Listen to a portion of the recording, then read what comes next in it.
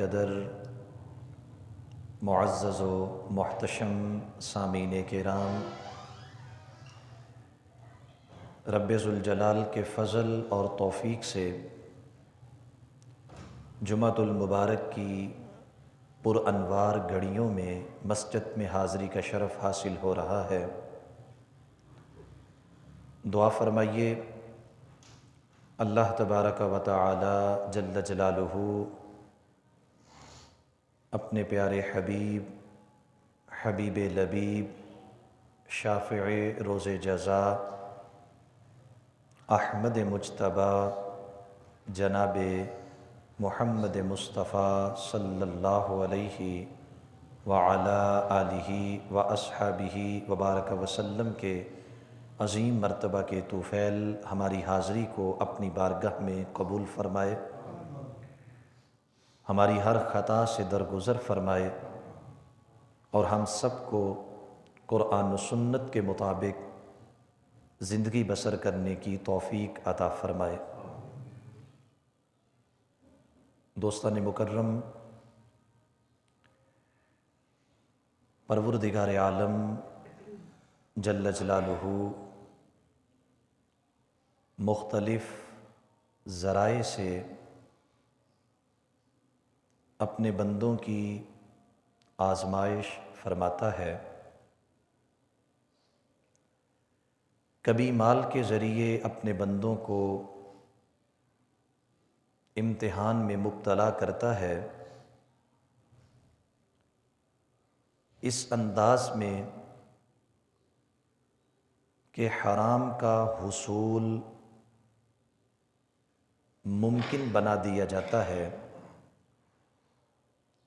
کہ انسان آسانی کے ساتھ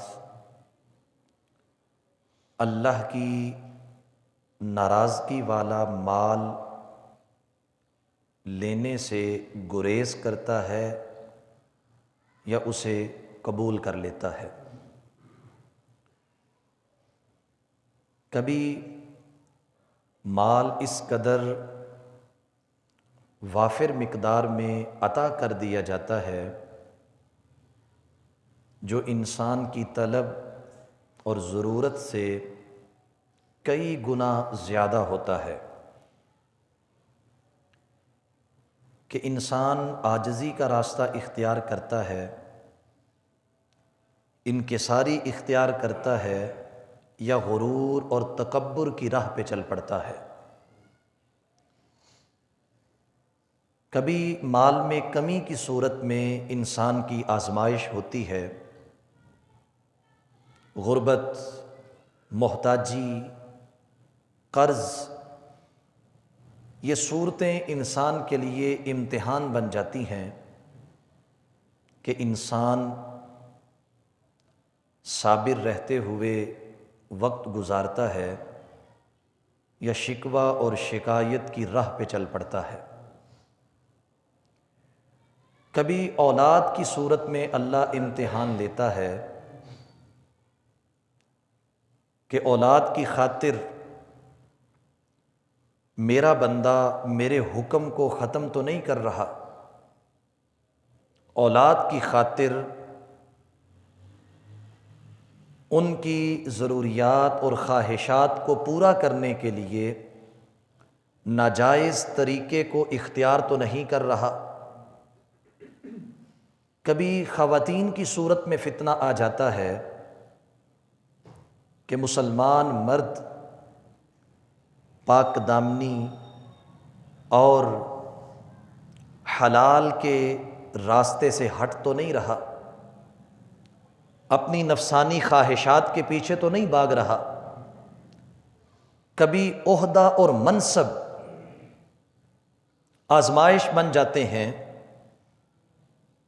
کہ قلیل مدت پہ اس منصب پہ فائز ہو کر یہ انسان غرور اور تکبر کی راہ پہ تو نہیں چل پڑا۔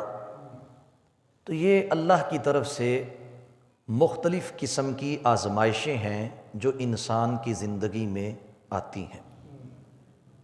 جو ایمان والے ہیں وہ ثابت قدمی سے ان آزمائشوں کو جیل کر اپنے آپ کو مضبوط بنا کے اپنے رب کے قریب کر لیتے ہیں۔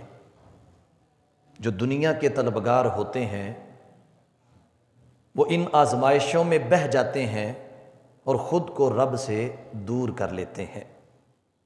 عزیز دوستو، یاد رکھیے اللہ کی طرف سے جتنی بھی آزمائشیں آتی ہیں ان میں سب سے مشکل آزمائش دین کی آزمائش ہے۔ دین کے اعتبار سے بندوں کو آزمایا جاتا ہے، بد عقیدگی کی صورت میں، نظریات میں فتور کی صورت میں، عبادات کو چھوڑ دینے کی صورت میں، اللہ کے حکم کو ٹال دینے کی صورت میں، حلال کو چھوڑ کر حرام کی طرف جانے کی صورت میں۔ دین کی جو آزمائش ہے یہ اپنے نتائج کے اعتبار سے بھی بہت بڑی ہے، کیونکہ دنیا کی آزمائش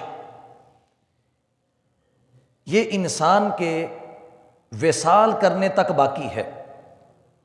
مثال کے طور پہ غربت تھی، محتاجی تھی، یہ غربت اور محتاجی زیادہ سے زیادہ انسان کے وصال تک ہے۔ اگر وہ صابر رہا ہے، اگر وہ اللہ کے حکم کے مطابق خود کو حرام سے بچاتا رہا ہے، جتنا ملا ہے اس پہ قناعت کر کے وقت گزارتا رہا ہے، تو قبر میں رب ذوالجلال اس پہ فضل فرماتے ہوئے اس کی قبر کو جنت کا گلزار بنا دے گا، بعد والی زندگی کو آسان کر دے گا۔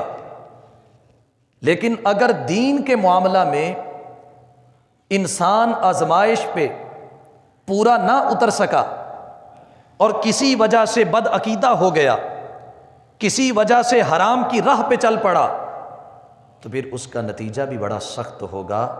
اس دنیا میں بھی وہ بھگتے گا اور قبر و حشر میں بھی اسے عذاب الہی کا سامنا کرنا ہوگا۔ یہی وجہ ہے کہ سرور کون و مکان، محبوب انس و جاں، حضرت محمد مصطفیٰ صلی اللہ علیہ وسلم اللہ سے دعا کرتے تھے، اللہم لا تجعل مصیبتنا فی دیننا، اے اللہ دین کے معاملہ میں ہمیں مصیبت سے بچا کے رکھنا، دین کے معاملہ میں ہمیں آزمائش سے، امتحان سے بچانا، دین کے معاملہ میں ہمیں ثابت قدمی عطا کرنا۔ نبی غیب داں صلی اللہ علیہ وآلہ وسلم نے اپنی امت کو پیش آنے والے فتنوں کے حوالے سے بھرپور انداز میں آگاہ فرمایا کہ اس طرح فتنے آئیں گے کہ جن کا تم تصور بھی نہیں کر سکتے۔ صبح کے وقت ایک فتنہ سر اٹھائے گا، ابھی اس کی سرکوبی جاری ہوگی کہ شام کے قریب ایک اور فتنہ سامنے آ کر کھڑا ہو جائے گا۔ ان فتنوں سے ہم نے اپنے آپ کو بچا کے آگے نکلنا ہے۔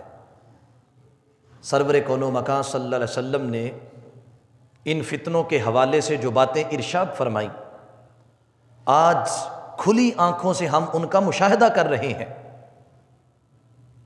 آج ہم دیکھ رہے ہیں کہ جو ایمان بچا کر دنیا سے جا رہا ہے، ہم اس کے اوپر حسرت کر رہے ہیں کہ کاش اس کی جگہ میں ہوتا اور میں اپنا ایمان بچا کر دنیا سے چلا جاتا۔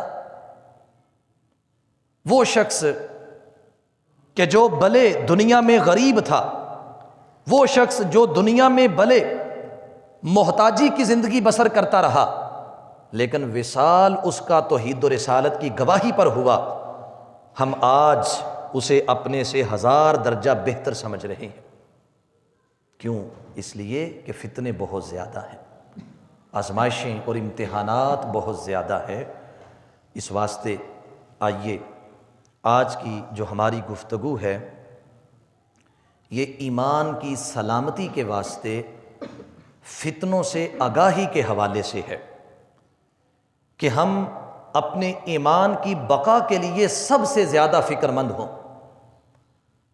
ہم اپنی اخروی نجات کے حوالے سے سب سے زیادہ محتاط ہو جائیں، اور اگر ہم نے عدم دلچسپی کا مظاہرہ کیا، اگر ہم احتیاط سے آگے نہ بڑھے، تو میرے بھائیوں ایمان کا چھن جانا بھی آج کے دور میں مشکل نظر نہیں آ رہا۔ اس واسطے میری آج کی جو گفتگو ہے وہ اسی سلسلہ کے متعلق ہے کہ ہم اپنے آپ کو فتنوں سے کس طرح بچا سکتے ہیں۔ تو اس سلسلہ میں یہ بات یاد رکھیے کہ مسلمان ہونے کی حیثیت سے ہمارا یہ ایمان ہے کہ ہمیں جو بلائی نصیب ہوتی ہے، جو خیر ہمیں ملتی ہے، وہ ہمارے رب کی مرضی اور اس کی اجازت سے ملتی ہے۔ اللہ کی مرضی، اس کی رضا، اس کے اذن کے بغیر ہمیں کچھ بھی مل نہیں سکتا۔ رب ذوالجلال اگر فضل فرمائے تو جس طرح آج تک ہمارا ایمان سلامت ہے، مرتے دم تک ہمارا ایمان باقی رہے گا، آخری سانس تک ہم توحید و رسالت کی گواہی کے اوپر قائم رہیں گے۔ تو فتنوں سے بچنے کا سب سے پہلا طریقہ یہ ہے کہ ہم اپنے رب سے اس کی رحمت کے طلبگار ہو جائیں، ایمان کی بقا کے لیے ہم اللہ سے دعا مانگیں۔ قرآن مجید برہان رشید میں سورہ آل عمران کی آیت مبارکہ ہے، علماء یہ فرماتے ہیں کہ جو شخص اس دعا کو اللہ کے حضور مانگتا ہے، اللہ اسے ایمان کی سلامتی عطا فرماتا ہے۔ دعا کون سی ہے؟ بڑی آسان ہے، اکثر ہم علماء سے وہ سنتے رہتے ہیں، ربنا لا تزغ قلوبنا بعد اذ ہدیتنا وہب لنا من لدنک رحمہ انک انت الوہاب۔ اے ہمارے رب، ہمیں تو نے ہدایت عطا فرمائی ہے، اب اس ہدایت کے بعد ہمارے دلوں کو ٹیڑھا نہ کرنا۔ اے ہمارے رب، ہم توحید و رسالت کی گواہی کے اوپر قائم ہیں۔ اے ہمارے رب، ہم اسلام کی حقانیت کے اوپر قائم ہیں، ہم قرآن کی سچائی کے گواہ ہیں۔ اے مولا، ہمیں اس کے اوپر قائم رکھنا، ہمارے دلوں کو ٹیڑھا نہ کرنا۔ وَهَبْ لَنَا مِن لَّدُنْكَ رَحْمَةً، ہم ہمیشہ تیری رحمت کے طلبگار ہیں، ہم ہمیشہ تیرے فضل کے محتاج ہیں، ہم ہمیشہ تیرے کرم کے لیے بھیک مانگنے والے ہیں۔ ہمیں اپنے فضل سے، اپنے کرم سے، اپنی رحمت سے کبھی محروم نہ کرنا۔ کیوں؟ انک انت الوہاب، تیری شان یہ ہے کہ تو اٹھے ہوئے ہاتھوں کی لاج رکھتا ہے، تیری شان یہ ہے کہ تو اپنے منگتوں کو نوازتا ہے، تیری شان یہ ہے کہ تو اپنے بندوں کی جھولیاں مراد سے مالا مال فرماتا ہے۔ تو عزیز بزرگ دوستو، آئیے ہم اپنی دعاؤں کے اندر جہاں اللہ سے رزق طلب کرتے ہیں، جہاں اللہ سے نیک اولاد طلب کرتے ہیں، جہاں اللہ سے عزت کے طلبگار ہوتے ہیں، جہاں اپنے بیماروں کے لیے شفا مانگتے ہیں، جہاں اپنی اولاد کی بہتری اور اچھی زندگی کے لیے طلبگار بنتے ہیں، وہاں ہم اپنے رب سے جھولی پھیلا کر ایمان کی سلامتی کی بھی دعا مانگیں، فتنوں سے، آزمائش سے، امتحانات سے ہم بقا کی اللہ سے دعا مانگیں۔ سید عالم نور مجسم شفیع معظم صلی اللہ علیہ وسلم کا بڑا خوبصورت انداز ہے اللہ کی بارگاہ میں دعا مانگنے کا۔ حالاں امام الانبیاء صلی اللہ علیہ وسلم خدا کے ہاں یہ مقام رکھتے ہیں کہ کوئی بات زبان پہ نہ بھی لائیں، دل میں ارادہ کریں، رب ذوالجلال اسے پورا فرما دیتا ہے۔ جملہ انبیاء معصوم ہیں، انبیاء کی ذوات سے گناہ سرزد نہیں ہو سکتا، لیکن امت کی تعلیم کے لیے اللہ کی بارگاہ میں دعا مانگی، اللہم انی اسألوک فعل الخیرات وترک المنکرات وحب الیتامی والمساکین، اللہم اذا اردت فی الناس فتنة فاقبضنی الیک غیر مفتون۔ یہ امت کی تربیت کے لیے کہ میرے غلاموں اس انداز میں بھی اپنے رب کو یاد کرو، فقط دنیا کی بھلائی کے پیچھے نہ بھاگو، وہ زندگی جو اصل ہے، جو باقی ہے، جو ہمیشہ رہنے والی ہے، اس زندگی کے لیے بھی اللہ سے سوال کرو۔ اللہم انی اسألوک فعل الخیرات، اے میرے رب میں تجھ سے نیکی کی طلب کرتا ہوں، اچھائی کی طلب کرتا ہوں، مجھے نیک اعمال کرنے کی توفیق عطا فرما، وترک المنکرات، مجھے برائی سے بچا لے، گناہ سے بچا لے۔ اے میرے مولا میں یتیموں مسکینوں کی محبت کا طلبگار ہوں، اے میرے مالک جس وقت تو اپنے بندوں کو امتحان میں مبتلا کرے، ان کو آزمائش میں مبتلا کرے، تو مولا مجھے اپنی جانب بغیر کسی آزمائش کے بلا لے، میرا خاتمہ حالت ایمان میں فرما دے۔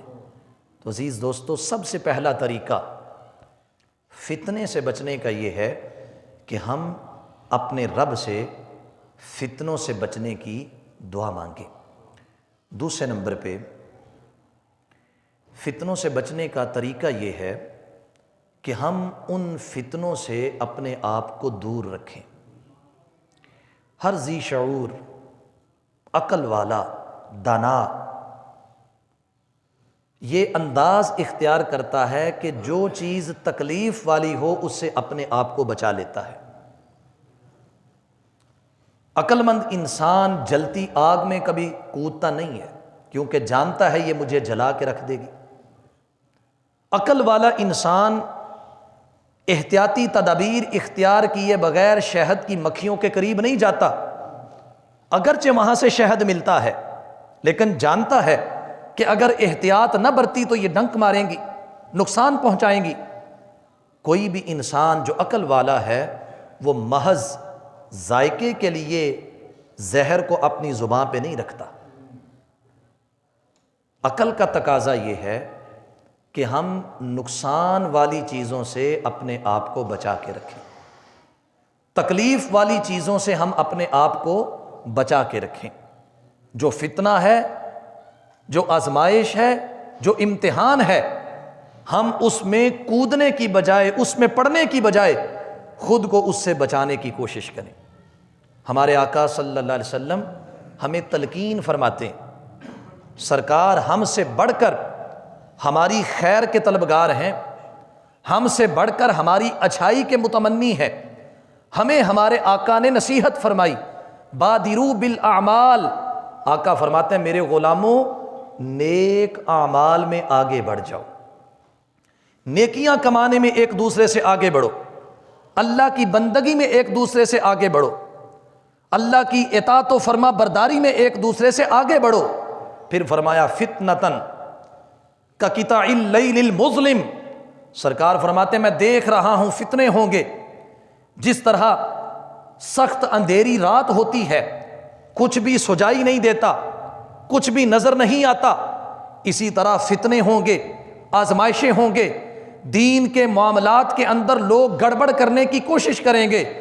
حالات یہ ہوں گے کہ صبح کے وقت بندہ مومن ہوگا لیکن شام تک اپنا ایمان بیچ چکا ہوگا، شام کے وقت مومن ہوگا، صبح تک اپنے ایمان کی قیمت لگا چکا ہوگا، چند ٹکوں کے لیے اپنا ایمان بیچنے کے لیے بھی تیار ہوگا۔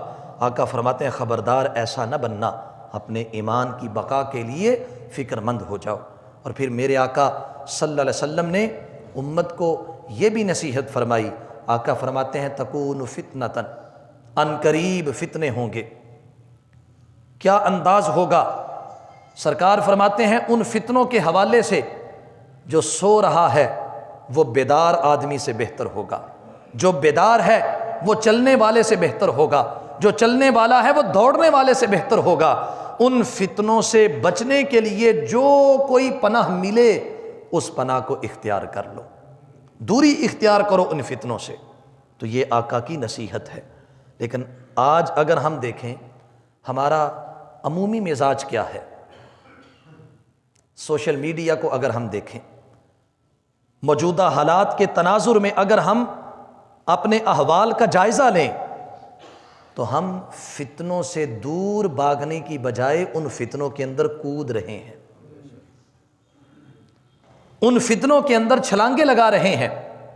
نتیجہ کیا نکل رہا ہے؟ کوئی بے عمل ہو رہا ہے، کوئی عبادات سے بھاگ رہا ہے، کوئی والدین کی نافرمانی کی راہ پہ چل پڑا ہے، کوئی اپنے رشتہ داروں کے ساتھ بد سلوکی کا مرتکب ہو رہا ہے، اور تو اور لوگ بد عقیدہ ہونے اور بے ایمان ہونے سے بھی گریز نہیں کر رہے۔ یہ عمومی حالات ہیں اس وقت کے، جبکہ ہمارے آقا صلی اللہ علیہ وآلہ وسلم نے ہمیں ان فتنوں سے دور بھاگنے کی تلقین فرمائی۔ ہم جانتے ہوئے فتنہ پروروں کو خود پروموٹ کر رہے ہیں، ان کی باتیں آگے پھیلا رہے ہیں، ان کی زبان سے نکلے ہوئے وہ الفاظ جو تلوار سے زیادہ خطرناک تھے، ہم ان الفاظ کو آگے پہنچانے کا، ان الفاظ کو آگے شیئر کرنے کا مرتکب ٹھہر رہے ہیں۔ ہمارے آقا نے فرمایا تھا ایاکم والفتن، میرے غلاموں اپنے آپ کو فتنوں سے بچاؤ۔ پھر آگے سرکار نے فرمایا یاد رکھو زبان کی کاٹ تلوار کی کاٹ سے زیادہ ہوتی ہے، تلوار کاٹے گی تو جان ختم ہوگی، زبانیں بسا اوقات ایمان بھی ختم کر دیتی ہیں۔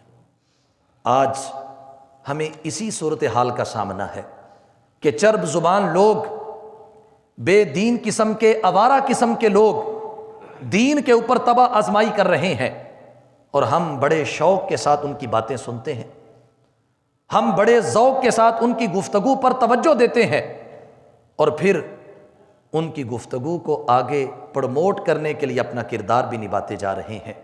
پھر ایک انداز یہ ہے بغیر تحقیق کے باتوں کو آگے پہنچانا، جو قطعاً ایک مسلمان کا انداز نہیں ہو سکتا۔ اسلام کا مزاج کیا ہے؟ اللہ ایمان والوں کو نصیحت فرماتا ہے کہ جس وقت تمہیں کوئی خبر پہنچے فتبینوا، اس کی تحقیق کرو۔ سنی سنائی باتیں اکثر جھوٹ نکلتی ہیں۔ نبی علیہ الصلاۃ والسلام نے اس مزاج کے حاملین کو جھوٹا قرار دیا ہے کہ جو تحقیق کی مشقت میں نہیں پڑتے، جو بات کو جانچتے نہیں، پرکھتے نہیں، جس طرح سنا ویسے آگے پہنچا دیا، اکثر باتیں جھوٹ نکلتی ہیں۔ امام الانبیاء فرماتے ہیں کفا بالمرء کذبا ان یحدث بکل ما سمع، سرکار فرماتے ہیں بندے کے جھوٹا ہونے کے لیے اتنا ہی کافی ہے کہ وہ ہر سنی سنائی بات آگے بڑھا دیتا ہے۔ عزیز دوستو، ہمیں اس انداز سے خود کو بچانا ہوگا۔ ہم نے ہمیشہ دنیا میں نہیں رہنا، ہم نے مرنا ہے۔ قبر کی وہ تھوڑی سی جگہ ہماری منتظر ہے، جس کی روشنی، جس کی وسعت، جس کی کشادگی، جس کی خوشحالی ہمارے اپنے آپ پر منحصر ہے۔ ہماری اولاد ساتھ نہیں اترے گی، ہمارے جگری یار ہمارے ساتھ آگے نہیں بڑھیں گے، ہمارے رشتہ دار آگے بڑھ کے ہمارا ساتھ نبھانے کی کوشش نہیں کریں گے، ہم نے اکیلے وہاں پہ جانا ہے۔ تو اگر ہم اسی لا ابالی پن کے ساتھ آگے بڑھیں گے تو پھر ہمیں وہاں پر مشکلات کا سامنا کرنا ہوگا۔ اس واسطے آئیے میرے آقا صلی اللہ علیہ وسلم نے جو نصیحت فرمائی اس کو ہم اپنے پلے باندھ لیں۔ حضرت مقداد بن اسود رضی اللہ تعالی عنہ فرماتے ہیں دوستو یاد رکھو میرے آقا نے مجھے نصیحت فرمائی، اپنے کانوں کی طرف اشارہ کر کے کہا میں نے ان کانوں سے سرکار کی یہ بات سنی ہے۔ سرکار نے فرمایا ان السعید لمن جنب الفتن، ان السعید لمن جنب الفتن، ان السعید لمن جنب الفتن، 3 مرتبہ سرکار نے یہ جملہ دہرایا۔ سرکار فرماتے ہیں کامیاب وہی ہے جس نے اپنے آپ کو فتنوں سے بچا لیا، کامیاب وہی ہے جس نے خود کو ان فتنوں سے محفوظ کر لیا، کامیاب وہی ہے جس نے اپنے آپ کو ان فتنوں سے لا تعلق کر لیا۔ تو عزیز دوستو دوسرا طریقہ یہ ہے فتنوں سے بچنے کا کہ ہم اپنے آپ کو ان فتنوں سے دور رکھیں۔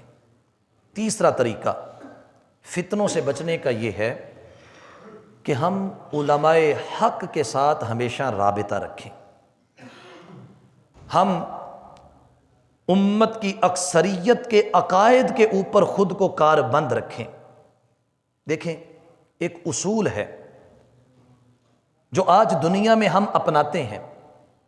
اگر بجلی کا بریک ڈاؤن ہو جائے، کیا ہم عدالت کے دروازے پہ دستک دیتے ہیں؟ نہیں، ہم بجلی کے کاریگر کو بلاتے ہیں۔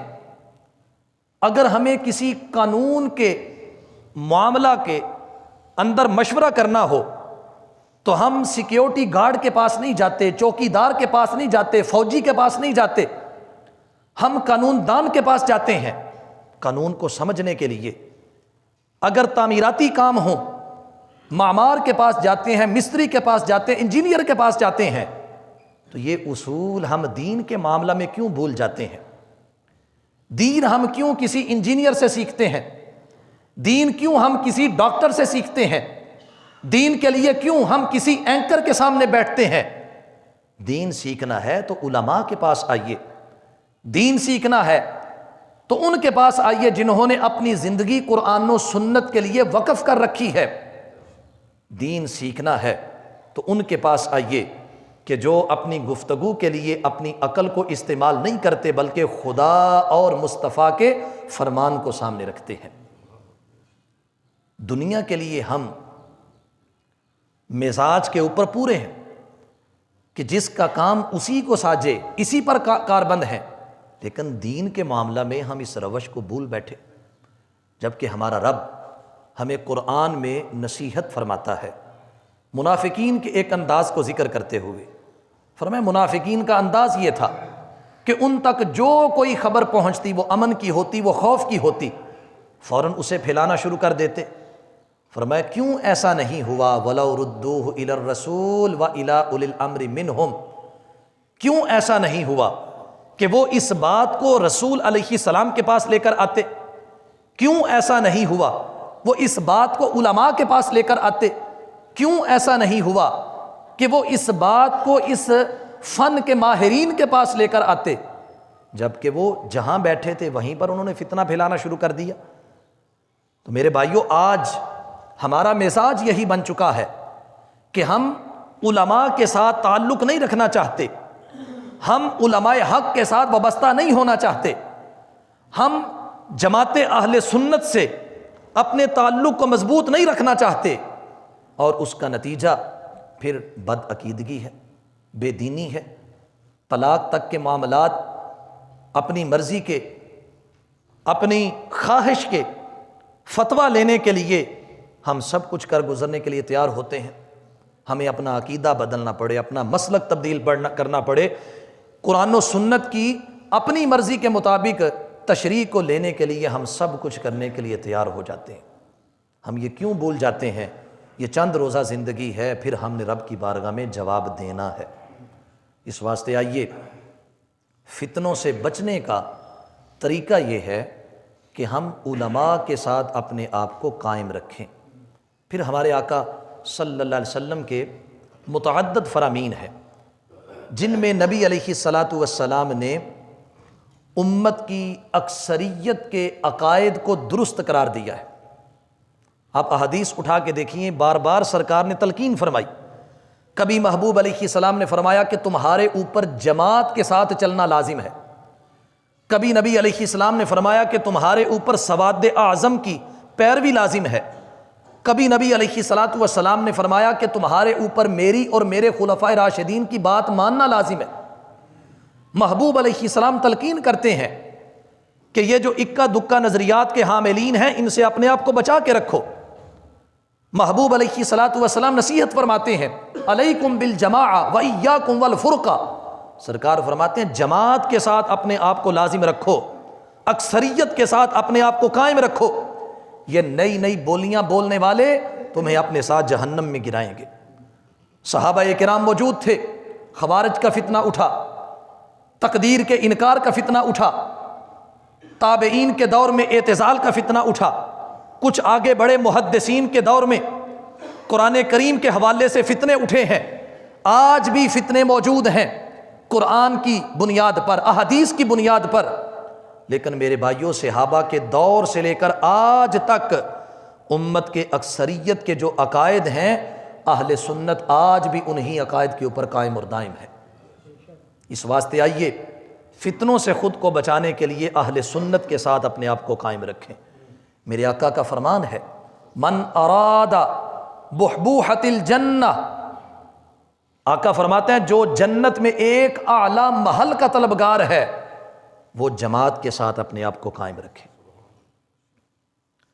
ان بولیوں کو قبول نہ کرے جو انفرادی حیثیت کی ہیں، جو چند لوگوں کی ہیں، اکثریت کی طرف آئے۔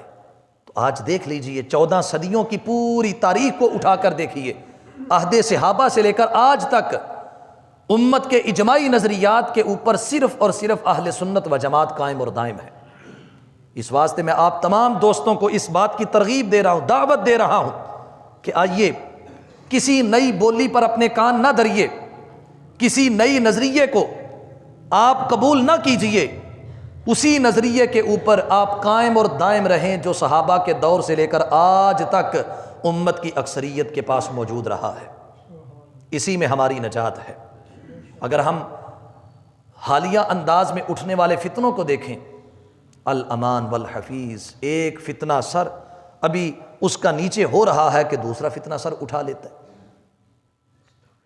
قرآن کریم کی تفسیر اپنی عقل کے مطابق کرنے کا فتنہ یہ پورے زور و شور کے ساتھ قائم ہے، امت کو گمراہی کی طرف لے کر جا رہا ہے۔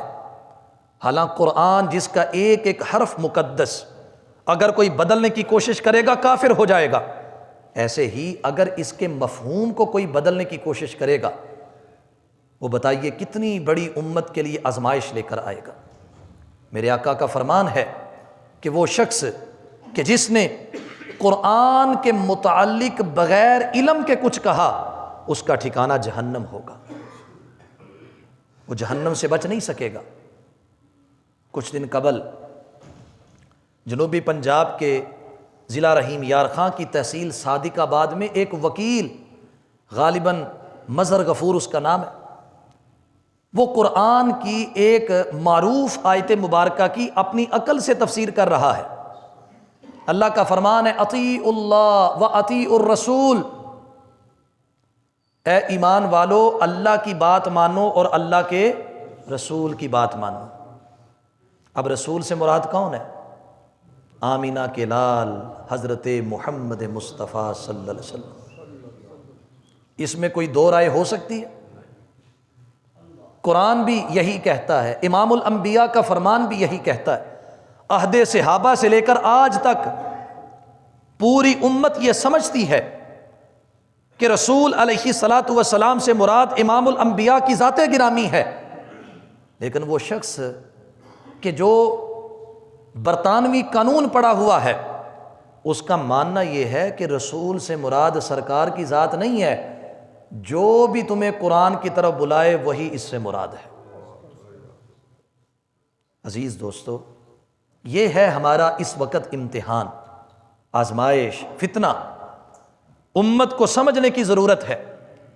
ابھی چند دن پہلے کی بات ہے، ہماری عدالت عظمیٰ کی طرف سے قرآن کریم کی چند آیات کی ایسی تشریح کی گئی کہ جو غلط تشریح ہے، جو قرآن و سنت سے متصادم ہے۔ ہم وہ فتنہ ابھی بھگت رہے تھے، ایک نیا فتنہ آ گیا، پھر عربی الفاظ والا لباس، وہ ایک نیا فتنہ آ گیا، عجیب عجیب قسم کی تشریحات، عجیب عجیب قسم کی باتیں۔ تو ان سے ہم نے اپنے آپ کو بچانے کی کوشش کرنی ہے۔ حضرت صدیق اکبر رضی اللہ تعالیٰ عنہ کا ایک انداز سامنے آ رہا ہے، اس پر اپنی بات ختم کرتا ہوں۔ جناب صدیق اکبر کی شان اور عظمت کا حال یہ ہے کہ اس کائنات میں انبیاء اور مرسلین کے بعد وہ سب سے بڑھ کر اللہ کا قرب رکھتے ہیں، افضل البشر بعد الانبیاء ہیں۔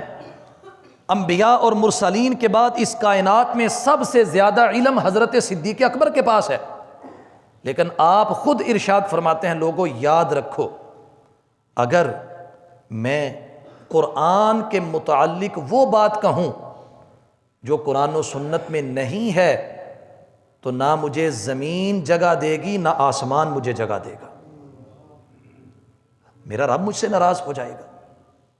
تو آج دیکھیے کہ کس قدر لاپرواہی ہے، کس قدر فتنے سر اٹھا رہے ہیں، اور ایسے ایسے لوگ کہ جن کا دین سے دور دور تک کوئی واسطہ نہیں ہے، وہ اس وقت قرآن کی تشریحات پیش کر رہے ہیں جو سراسر غلط ہیں۔ اس واسطے آئیں، دنیا کے جتنے فتنے ہیں ان کا نقصان کسی نہ کسی صورت میں پورا ہو سکتا ہے، لیکن اگر دین کا نقصان ہو گیا تو میرے بھائیوں نہ دنیا بچے گی نہ آخرت بچے گی۔ اس واسطے فتنوں سے بچنے کے لیے سب سے پہلے ہم اپنے رب سے التجا کریں، اس کی رحمت کے طلبگار ہوں۔ دوسرے نمبر پہ ان فتنوں کو جاننے کی کوشش کریں۔ تیسرے نمبر پہ ان فتنوں سے خود کو دور رکھیں۔ چوتھے نمبر پہ ہم علماء حق کے ساتھ رابطہ رکھیں، اور پانچویں نمبر پہ جماعت اہل سنت کے ساتھ جو امت کے اکثریت کے عقائد پر قائم ہے، ہم اس کے ساتھ ہمیشہ اپنے آپ کو وابستہ رکھیں۔ انشاءاللہ اللہ دنیا میں بھی کامیابی عطا فرمائے گا، قبر و حشر میں بھی ہمیں کامیابی عطا فرمائے گا۔ دعا ہے خالق کائنات جل جلالہ ہمیں ایمان کی سلامتی عطا فرمائے، ہمیں اپنے ایمان کی حفاظت عطا فرمائے۔ وآخر دعوانا ان الحمد للہ رب العالمین۔